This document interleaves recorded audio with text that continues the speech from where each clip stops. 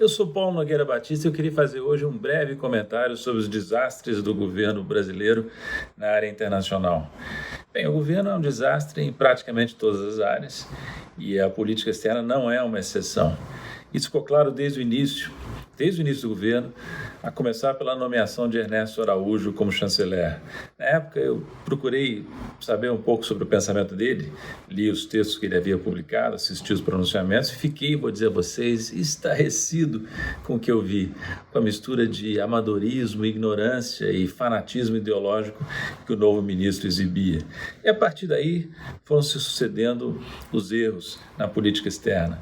Primeiro, por exemplo, a hostilidade em relação à China. Hostilidade incompreensível, porque o Brasil não tem grandes conflitos ou divergências com a China, ao contrário. É a nossa principal parceira comercial desde 2009, um dos grandes investidores do país. Nós temos com eles uma cooperação de longa duração no âmbito dos BRICS. Criamos com eles e com os demais países dos BRICS um banco de desenvolvimento em Xangai, do qual fui vice-presidente nos 2 anos iniciais do banco. E, portanto, brigar com a China, comprar briga com a China não faz sentido.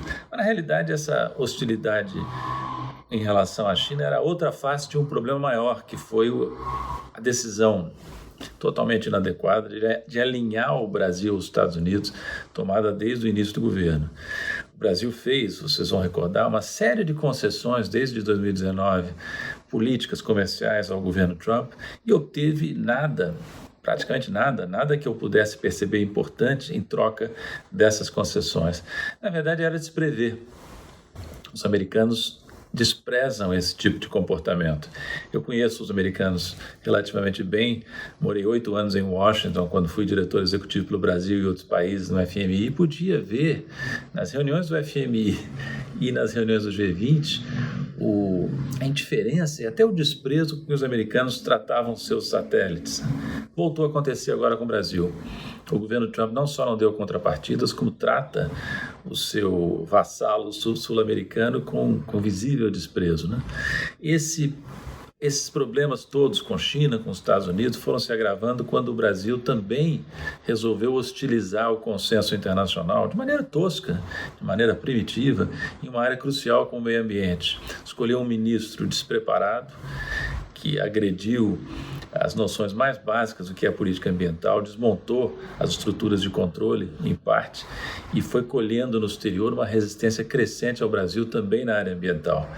Em 2020, com a pandemia, o quadro piorou ainda mais, o isolamento do Brasil se agravou. O governo brasileiro não tem planos, não mostrou que tem capacidade de coordenar uma luta contra a pandemia, ao contrário, sabota. As declarações exóticas do presidente brasileiro foram vistas com um profundo sentimento de desprezo no mundo inteiro.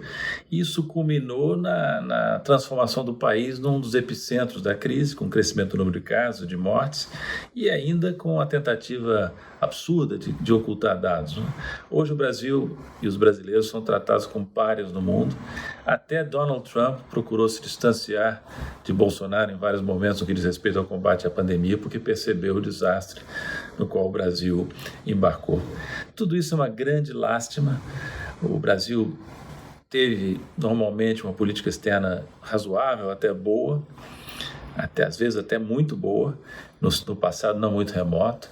Tem um serviço diplomático excelente, melhor que o de muitos países do mundo, até de países desenvolvidos, e a imagem do país no mundo está sendo arrastada na lama.